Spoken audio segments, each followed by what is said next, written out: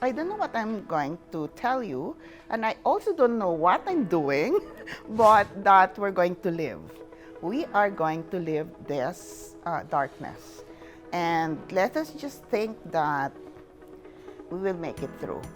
At the onset, it gives you fear of what you're getting into. But as you continue, you just get into the process, trust the process, and live with it and enjoy the moment.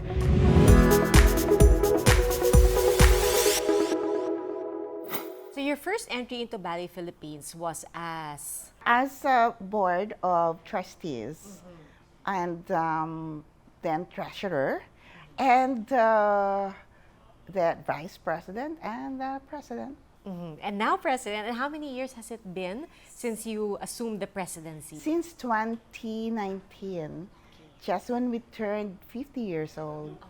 So we're 56 now, we're so old. But I read that you weren't initially keen on accepting the presidency of Ballet Philippines. Yes, it was offered to me actually 9 years before that, but I was also with different boards. I was with 15 other boards at the time. And then I was thinking, I think, because I also had this habit really of, I don't want to be flaunting, but it's my passion really. I'd love to really look at ballets of the big companies in the world. International companies. Yes, I was really very blessed with hard work, from hard work, that I had this chance to see those ballets. And you cannot do that if you're with Ballet Philippines, because you have to be inside. You have to be in the Philippines. I know. So at one point, I have my subscriptions. I didn't cut any of my subscriptions because it's expensive. And I said, I'll just go. That's one thing that I really didn't want to happen. I knew if I sit as their head, I won't be able to just pack and watch this show. And sometimes those shows never will happen again. These are dancers that you know you won't be able to see anymore. At one point, I was with one trustee who went to a theater, a very major theater in the world, and there was this ballerina that already retired. We were bawling, we were crying. Pia, when, somehow in your life, you've come across when all the stars aligned. In ballet, when you're watching a show, it doesn't happen most of the time. 98% doesn't happen. But there's a moment when it happens and you'll never forget that. So was anyone in the family surprised that, you ended up becoming president of Ballet Philippines? I mean, I'm talking about your siblings, your parents or grandparents. Or they always knew that from the very beginning that you were really inclined towards the arts? I think it was just an organic thing, except that at one point we were seated and I was watching the show. It was Margie Florendo, that was the president then, that I got after her, the position. And my husband says, so, Maymay, remember, this will be what you're going to do. Are you ready for it? And then my friend was like, why? What's happening? And my daughter said, oh, my mom, she hasn't told you yet, but she accepted to be the president. And I said, I think everybody was just like, yeah, no news. It wasn't a big surprise anymore. Yeah. Which is funny, because it really turns your world around, everything. And then I stopped with my family business. I had to really just go through the Ballet Philippines, because it takes so much of your time. It takes so much of not only the time, but the mindset of making sure that you produced and your lineup of shows are not only saleable, but it's something that will educate the audience. When I came into Ballet Philippines as the president, I had a little bit of some people saying, she's going to run Ballet Philippines as a business, which I dit. Which is not necessarily bad. I'm not gonna deny that. when I came into Ballet Philippines, I studied it. I studied its book. I studied its financials because I think, Pia, I love the buhol-buhol that they say. Ever since I was small, I love fixing buhol-buhol. You know, when there's a buhol-buhol. So you're the untier of knots. Yeah, I love that. Even in my mind, I do that. And so when there are problems, I love the problem solving. I think my strength really was knowing that potentially, as a business, Ballet Philippines was meant to be run as a business corporation Also more to than ensure anything, survival, I guess. in order for it to sustain itself. So that means you were at the helm right during pandemic, at the peak of pandemic. Yes, that was, I think, the pivotal times of not only Ballet Philippines, but a lot of our entertaining businesses, a lot of even the artists, I suppose. That was the dark moment, no? At the same time, it was the moment when we had to do our thing. So I didn't know anything about the digital world, but I woke up one time and I said, we're going there. I don't know what is it all about, but we are going there. And I talked with my people over Zoom, and because that time it was already after the whole Philippines was closed. And I said, guys, I don't know what I'm going to tell you, and I also don't know what I'm doing, but that we're going to live. We are going to live this darkness. And let us just think that we will make it through. And we did. I called our communication director, Ping Valencia, and I told her, Ping, do you know anything about the website? I said, no, why? We're going there. I said, oh my God. Yes, we're going there. From then on, I think we would sleep only 3 hours, 4 hours, because you really didn't know what's happening. So we did this, what you call ballet.ph. And our main objective then was to survive. Dance to survive.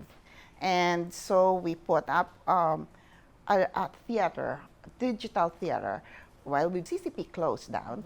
And we didn't want our dancers to be just there without nothing.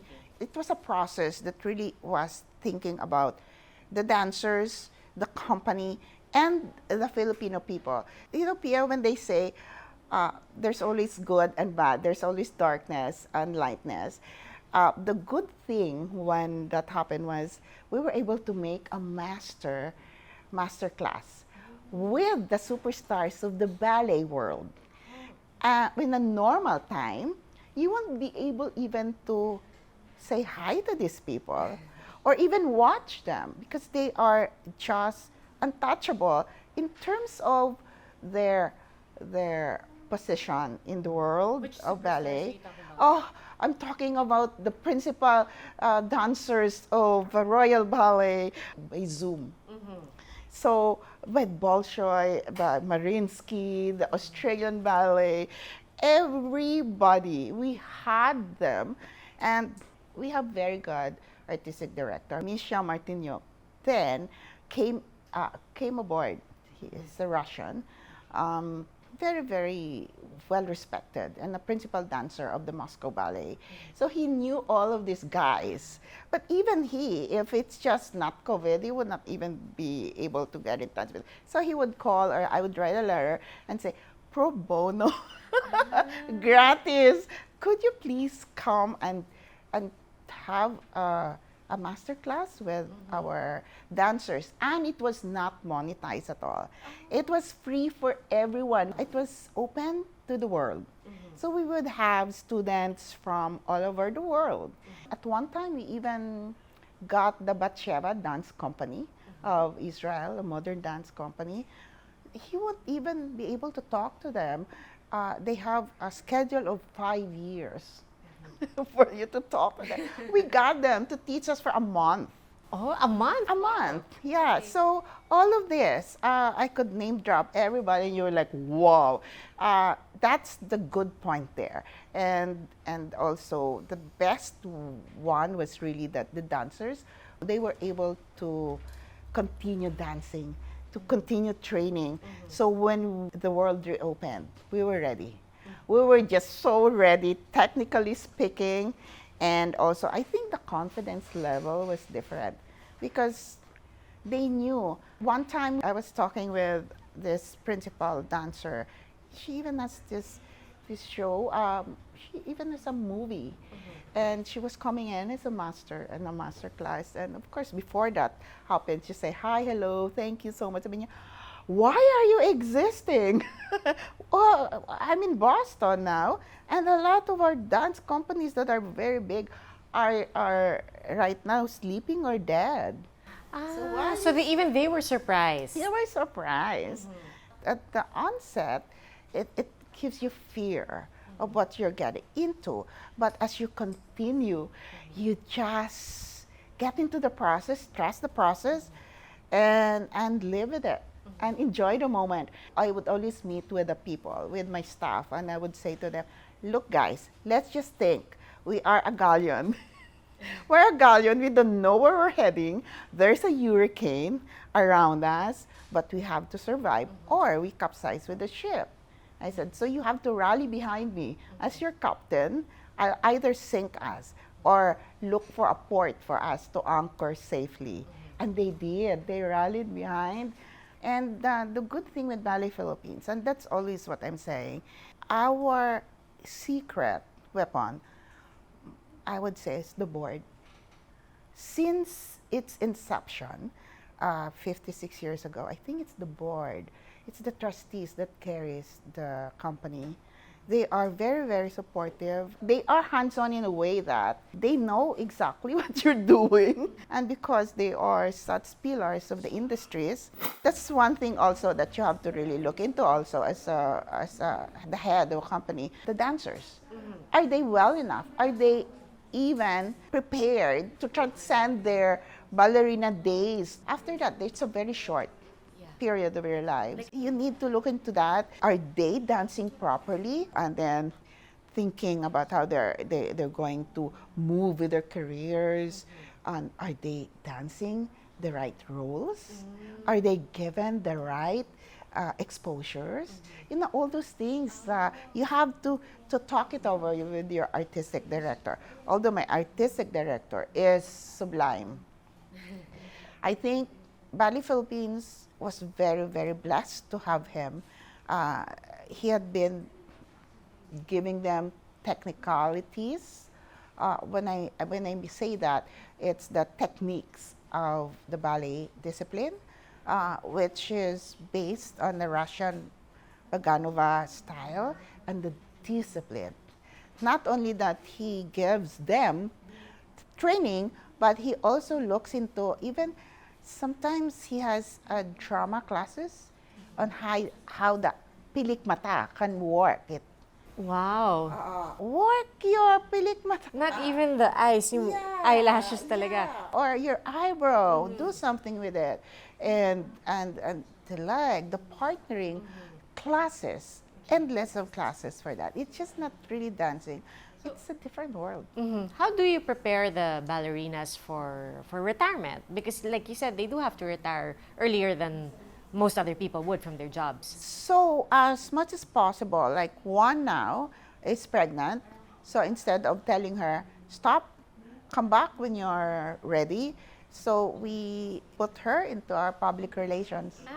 Okay. Social media. So they can do different. Yes, and if they love it and they become great working on that, that's another career path. Kasi Pia, kung hindi mo aalagaan yung mga dancers, they will have the talent exodus. So it's we're so famous of. And by exodus, you mean they go abroad? They go abroad because they dance better there. It happened a lot of times to us. It's heartbreaking. Some of our principal dancers would come, and I would really tell them, look, you are in a ballet company that can give you the stage. Own it. Because if you're abroad, what do you have? Okay, mas matindi pa yung competition abroad. You can better yourself because, of course, it's a different world, but this is your country. This is your own. Own it. Make it as your heritage, your legacy to your children in the future. You know, nakikinig naman sila. Oo, nakikinig naman. Because these are very intuitively intelligent people. To be able to balance your whole body on stage on a tiptoe, Yeah. oh, Mahirap yun. that Harder needs than it intelligence, seems, you know. So, yeah, they're very intelligent people and lovely, really lovely.